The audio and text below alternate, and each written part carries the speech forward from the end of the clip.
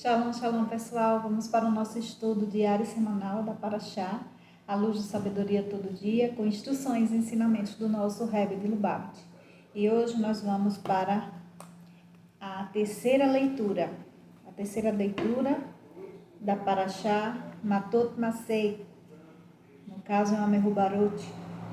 E a terceira leitura está lá no livro de Bamidbar, números 32, de 1 a 19, que nos diz assim: ao perceber que os territórios dos reis Sihon e Og serviam para o pastoreio de seus grandes rebanhos de gado e ovinos, as tribos de Ruben e Gad pediram a Moshe para tomarem posse desses territórios e não cruzar o rio Jordão para dentro de Canaã.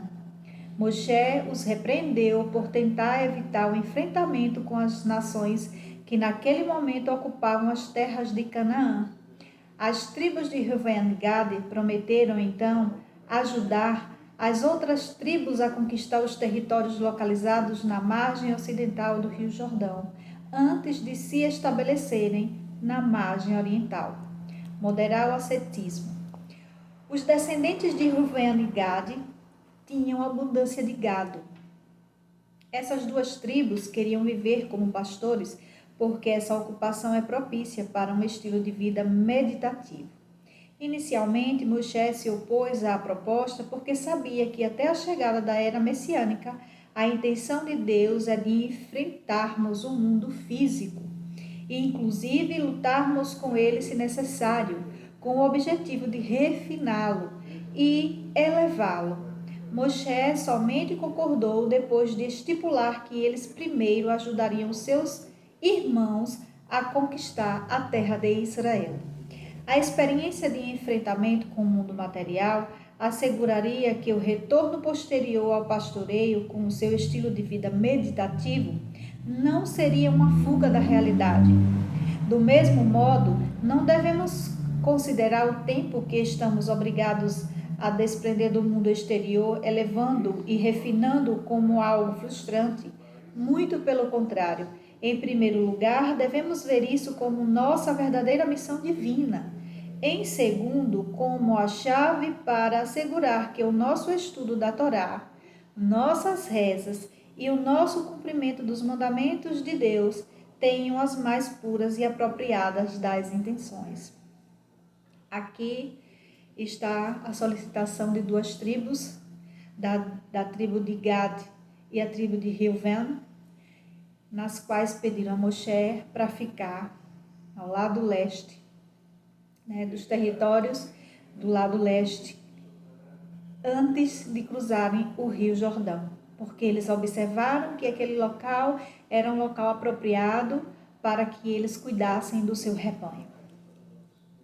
Quando a gente vai ler o Midrash, que fala sobre essa questão, lá o Midrash conta que quando essas duas tribos chegaram diante de Moshe para fazer esse pedido, eles colocaram os seus rebanhos na frente das suas famílias.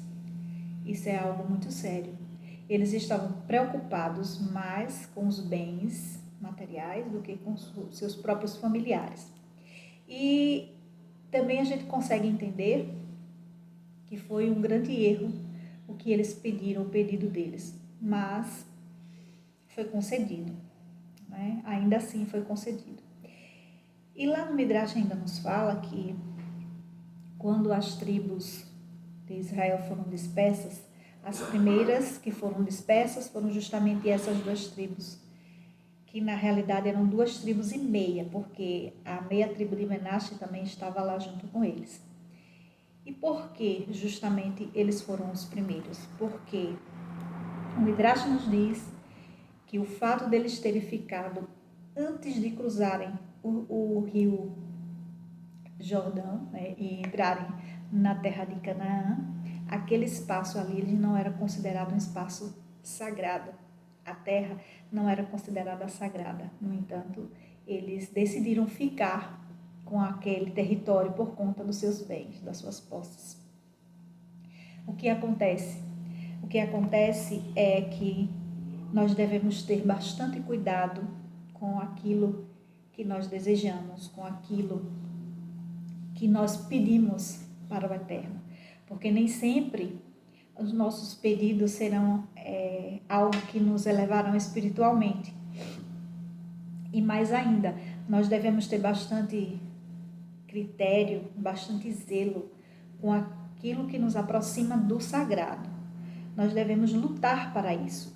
E não é afastando-se do mundo físico que eu vou conseguir estar mais próximo do sagrado, muito pelo contrário.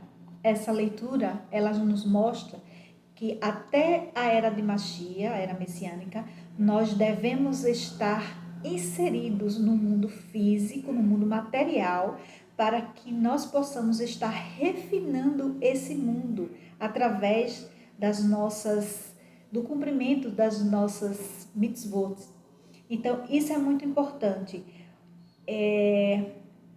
Por eu estar inserida nesse mundo físico, isso não significa que eu vou estar afastada do mundo espiritual. Muito pelo contrário. Eu devo fundir as duas coisas, porque assim o Eterno quer de cada um de nós, que nós peguemos o físico e elevemos para o espiritual. Isso é um trabalho que cada um de nós devemos fazer, porque as centelhas precisam ser elevadas. E quanto mais eu estiver ligada no físico, direcionando para o espiritual, mais elevação haverá. Então, que nós possamos estar sempre com esse pensamento de elevação, que tenhamos tempo para o estudo da Torá, que tenhamos tempo para as nossas rezas, que tenhamos tempo para estarmos cumprindo os mandamentos, mas sempre com a mais pura das intenções. Isso é o que o Eterno quer de cada um de nós. Gratidão por esse estudo. Shalom, shalom. E até o próximo. Tchau.